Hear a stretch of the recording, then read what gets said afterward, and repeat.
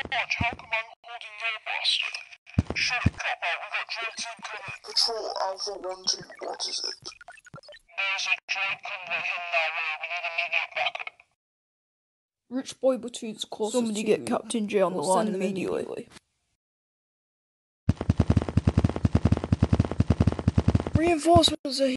Captain J, droids incoming.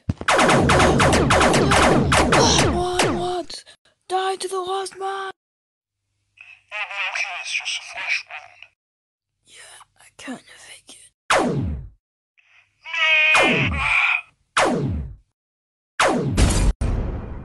Hello boyos, Rich Boy J here back again with another video, and this is going to be episode 33 of Your Questions Answered. Your Questions Answered is a Q&A series that I do here on this channel, so if you want to see your question answered, leave in the comment section below. Make sure it's Lego Star Wars or Lego Star Wars related, and then check back next week to see if you made the cut. Very special thanks to Commander Diz123 for this week's intro. You can see that he had a little stop motion involving a little storyline involving myself, so I definitely appreciated that. He told me that he's actually going to be doing a series of these, so as soon as he gets those out, I'll be more than willing to put those at the beginning of one of these videos. You guys can also catch a link to his channel in the description below. Like I'm always doing, guys, please send me those custom intros. I love to put them at the beginning of these videos. You can show off your creative, artistic side with a stop motion, or just do something totally simple, crazy, and funny.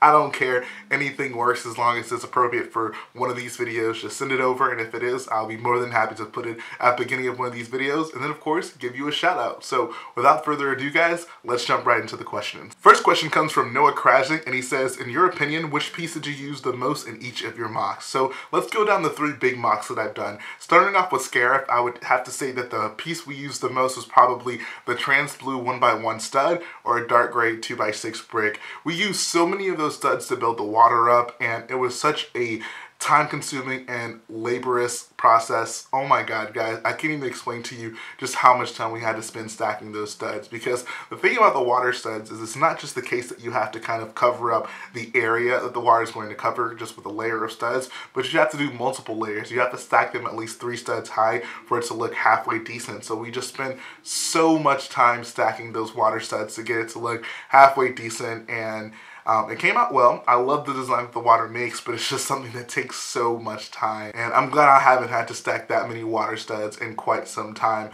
The other side of that, with the 2x6 bricks, we just had to build that giant citadel, and that really wasn't something that we intended to be that big. It just ended up being that huge. We probably started off with like the base, and we had a general shape of it, and then we just really tried to build everything else in proportion and scale to it, and then the entire tower just ended up being insanely huge, which was fine. We definitely liked looking at it, and it was fun to build because we had 2 people, but we really did burn through quite a few 2x6 bricks in the process. For the crate build, I would say the piece we used the most had to be the 2x2 white tile. I don't think a lot of people understand just how huge that crate build was. It was 4 gray base plates by 9 gray base plates, and then there was also an added row of 32 by 16 gray base plates. So it was basically 9 gray base plates with a row of 16 studs added on top of that. And it was just a huge mock, which meant that we had to cover up a pretty big portion of it, of the battlefield, with those 2x2 white tiles, along with a few other different types of tiles to get that salt pattern in it,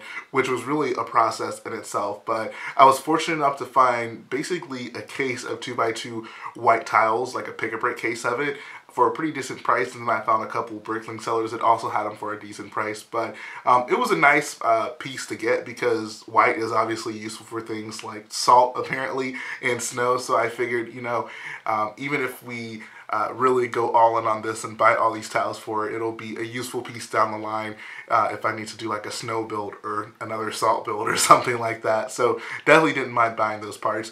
For Vardos, it easily has to be dark gray 2x6 bricks. Vardos is mostly gray, whether it be dark gray and light gray, and just having been working on it, it has really just been burning a hole through my dark gray parts collection, which is fine. Dark gray is a popular Star Wars color. I don't mind buying a bunch of dark gray parts, but it's just crazy to think that, like, while I thought I had so many dark gray parts, this mock is just really burning a hole through and proving to me that I can really never have enough, because something like this come up where the mock is almost exclusively dark gray and light gray, and I can just clearly, easily burn through my parts collection. Next question comes from Jedi Bob, and he says, do you have any specific scenarios that you made up when you were a kid playing with your Star Wars Legos that you remember? This is such a great question because it really does take me back to those old days of playing with my Lego Star Wars toys. I had so many adventures with them, but if there's one that really sticks out to me, it really has to be with my ARC 170. I remember always taking it to a random place in my house and then pretending that it crash landed. I would have it loaded up with troops that would really basically have to kind of have an adventure wherever they landed and figure out where they were and how they were going to fix their ship to get home. So that was really my go-to adventure when I wanted to play with my Lego Star Wars toys. I, of course, would always set up little battles and stuff among the two opposing sides of the factions. My factions were usually pretty lopsided because Lego wasn't really consistent with the types of sets that we had. For example, we got tons of sets for the Republic, but not so much for the Separatists. So it was always lopsided in one way or another. But all in all, it was still a blast. Playing with my Lego Star Wars toys, having adventures with them is my peak experience with Lego Star Wars. And really, there's nothing else that can match that. That's probably why I do what I do today. Next question comes from Elisa Page, 484. He says, do you think we'll ever get a new Zamwazell or Coruscant Speeder Chase set remake? I definitely think we will. Just the fact that we've gotten it before implies that Lego does see it as at least important enough to make, so I don't see why they wouldn't do a remake. At some point. And the Zamwazell figure is probably the last important figure that we got in the yellow version that we still have not got an update of in flesh tone. So I really would like to see that figure updated. I hope that they remake this set. And it's pretty in line with the types of sets that Lego likes to make, right? They love to do those little speeder sets. For a double pack like this, it'd be in the range of 50 or 60 bucks. And I mean, it has so many cool colors in the sets. These are all things that would really make you feel like Lego had remade this set 2 or 3 times since then. But I'm very optimistic that we will at some point get a remake of this set. Episode 2 in general just seems to be kind of on the back burner or an afterthought when it comes to sets that Lego wants to make. Next question comes from Sam, and he says, do you feel that the division between Star Wars fans lately is justified? Are fans who disagree with you any more or less fans in your eyes? I'll answer the second part of this first. Now, I really do try my hardest to not judge people for why they like Star Wars. I mean, Star Wars is universal, right? We all have our reasons for liking Star Wars. We all have certain things that just really stuck out to us about the franchise that drew us in to become such diehard fans. And that's really one of the great things about Star Wars. I feel like we should ultimately celebrate something like that. So I try my best to not look down on people if they don't end up liking Star Wars for the reason that I like it. Because really, I mean, who's to say that the reasons I like Star Wars are more important than someone else's reasons? But as for whether or not I think the division is justified, it's really hard to answer this question without being biased because obviously I have my opinion on the direction of Star Wars and I generally like it. I mean, it's not ideal, it's not perfect for me, but I think that it's so nice that we're finally getting good, competent Star Wars movies where the characters have emotions and there's a clear protagonist. And I just really appreciate the fact that this new trilogy does harken back to a lot of the main ideas, and I feel is very much so in the spirit of Star Wars that we saw in the original trilogy, whereas the prequels are a pretty big departure to that, really on all fronts. So from that aspect, I'm happy with that direction, and it's kind of hard for me to put myself in a position where I'm like, yeah, I understand why you hate these films or why these films seem to have killed the franchise or something. I think that people who have that opinion are wrong. That's just way overblown. You don't have to love these films and you really don't have to like them. But I mean, at the very basis, they are competent films with at least actors that have emotions, and with the bar being set so low by the prequels, and this isn't my opinion, right? These are things that are really grounded in facts. The acting in the prequels is pretty wooden. The people have a very small range of emotions, so the fact that we're actually getting a large range of emotions in these new films, I feel, is definitely a step in the right direction. So, I mean, it's hard for me to say, oh, I think it's justified that people are out there and think that Disney is killing Star Wars in some way. I don't think that that's the case. I think that we really just have to be more willing to hear each other out and be able to have nice civil debates about Star Wars. I feel like that's one of the things that I've really built my channel on when it comes to the Star Wars side of things, having civil conversations about things that we like and things that we don't like. I mean, people act like The Last Jedi is politics or something, like we're not supposed to talk to each other about it, but I want to embrace that. I want us to be able to have these conversations because that's what we have a community. And I really just feel like those are the types of things that make this community worth getting into and a general fun place. I don't think that we necessarily always have to agree with each other. In fact, it is impossible for that to happen. I would just like for us to get to a point as Star Wars fans where we aren't, I don't know, belittling people for liking certain things, and where we can like openly discuss things without it being, I don't know, almost hostile. So yeah, hopefully we can get to that point at some time down the line. But I really did like this question. Now I'd like to know what a lot of people in the comment section think about this overall topic. Do you think that the divide that we see as fans is justified? Which side of that divide do you think you lie on? And do you think that we can be better as a community? I'd love to know what you guys think about that. Next question comes from JC. He says, how did you learn to do LED? And could you possibly do a video or something showing how to use it or general tips about it? If not, is there a specific video from someone else to learn it from? This is a good question. LED is so crucial to my LEGO Star Wars career. I rely on it so heavily. So yeah, it's obviously very important. As for any specific resources that I went to learn it, I can't really say it was really one thing. Like obviously certain things I didn't really know how to do, just certain like quick commands and stuff like that I had to Google.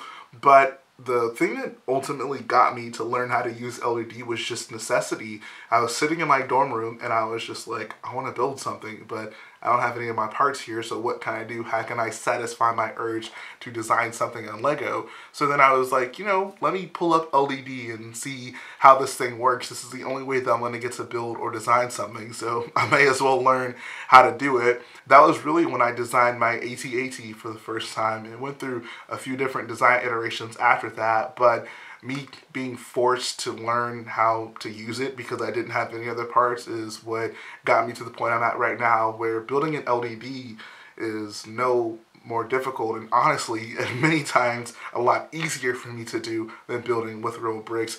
So I don't know, from my experience, I would say that there are just certain people out there who will never feel 100% comfortable in using LED. There are certain people who just like the way their brain works, they work a lot better with the physical bricks, so that's fine. So I mean, if you're that type of person, it may take you a little bit longer to get accustomed to LED. I found myself where it wasn't really difficult for me to get into it. Like once I really figured out how to do everything, it was pretty simple moving forward for me to really build whatever I want. I don't really have any other specific resources other than just like really just try to dive in and do something. The one thing I always tell people to do whenever they're trying to get into LED is to pick a small set, maybe 200 to 300 piece range, and pull up the instruction book, or if you have the paper copy, put it in front of you and try to build that set from the instructions in LED. That's a good way to really just figure out the controls of LED and figure out how to navigate and find parts in it. And you don't have to really design it yourself, so that the really difficult part of it is kind of set aside just so you can figure out how to use a program. Then you can really think harder about how you would want to design something. But yeah, that's really probably the best way to dive into it. Just pick a goal that you want to build, and then, you know, once you've completed that, you can maybe work on a few more models just to get the hang of it. And then from there, building with LED, it really isn't that difficult. You know all the controls, you know how to find the parts. If you know how to build in real life, you shouldn't have any extra problems trying to build an LED, I guess. Next question comes from Sam Hart. He says, hello again, great answer to my question. That was super comprehensive and helped me a lot, actually. My question is this, both for mocks and official models. Do you ever value functionality of a model, or do you always go for looks? Thanks, keep up the great videos. Now, I understand that when LEGO is making these models, the functionality of it, the stability of it is obviously a pretty big component of it. That's really why we've seen an overall shift in the way that LEGO sets are made. They involve Technic almost all the time to reinforce the structure of the sets and ensure that kids who play with them can enjoy playing with them and worry as least as possible about the model falling apart in their hands. For me, as a mock builder, as someone who basically builds it to sit there and look pretty, I don't really care too much about the functionality or the stability of the model. Obviously, it's a plus. Like, I don't want something that's going to be just frustrating to deal with, but my threshold for the stability of a model is very low. And seeing as I have a pretty extensive collection of N3rd builds, I think that's pretty consistent with my idea of not really having too high of expectations or needs for models to be stable. As long as they can sit there in my MOC or sit there in my shelf and allow me to pick them up without it falling apart in my hands, it's fine with me. It's good to go. Final question comes from Starboys, and he says, I've always loved the LEGO games making characters that don't exist in physical form and giving us a glimpse into how they appear in reality. Do you have any characters from the games that you wish they'd make in physical form? Yes, the LEGO Star Wars video games have been really big and really just giving me like unrealistic expectations for figures that LEGO could make, because I have an idea of how like the figure should look in my head, right? Because I've seen it from the video game, so I'm just like, okay, like LEGO, do it. Like, what are you waiting for? One of the big ones that sticks out to me is a Kaminoan figure. It's really kind of ridiculous that up to this point we still don't have a Kaminoan figure, but once again this harks back to what I mentioned earlier on the fact that like the episode 2 is just always put on the back burner. It's always an afterthought when LEGO is trying to decide what kind of sets they can make. It really seems like they have to be drug kicking and screaming before they decide to make any episode 2 sets. Out of all the movies, episode 2 is easily the one that has the biggest gaps in like sets that could be made for it, which is really kind of a shame because, I don't know, like LEGO puts out a lot of Star Wars sets. We should really be getting a more holistic view of Star Wars instead of so many Hoth sets all the time, for example. But that's a story for another video. As for other characters I'd like to see made out of LEGO, there's a Grumgar Big Fig in the new Force Awakens game. I would love to have that. Bazine Natal is obviously at the very top of my list. I would love a figure of her. Going back to the original LEGO Star Wars games, I think a Dexter Jester figure would be nice, especially since we already have a figure of his species with Pong Krell. It'd be nice to get a Dexter Jester figure. And I mean, I guess, do I have to bring it up again? He's from episode 2, so obviously they're never gonna make him. But man, geez, LEGO, make more episode 2 sets. What the heck? Anyways, outside of him, I also would like a figure of his droid Flo. I mean, it'd be kind of difficult to make because she rides around on one wheel, but I'm sure there's a way they could do it. I mean, I don't know if they would ever give us a dedicated Dexter Jester's Diner set, just because, I mean, how can they really make a set out of that that's like interesting and has play features and some sort of conflict? Like, they always try to have those general ideas when they're making a set, and Dexter's Diner wouldn't really have any of them. But I don't know, give us something, man. Give us more episode 2 sets. Do I need to make a video campaigning for LEGO to give us more episode 2 sets? Do you guys feel as strongly about this as I do? Do you feel that LEGO should be making more episode 2 sets, or should they just not because it's the worst movie in the franchise? I don't know. Let me know if I'm alone in this thought process. But that's going to finish up the video today, guys. Once again, if you want to see your questions answered in one of these videos, leave in the comment section below. Make sure it's LEGO Star Wars or LEGO Star Wars related, and then check back next week to see if you made the cut. Also, send me those custom intros. I definitely appreciate them. They are great for these videos. I will give you a shout out. Do it. It is a great thing to do to get your name out there. And then finally, like I always say, guys, if you like what I do, go ahead, support the video by smashing that like button, support the channel by smashing that subscribe button, and I'll be back again very soon.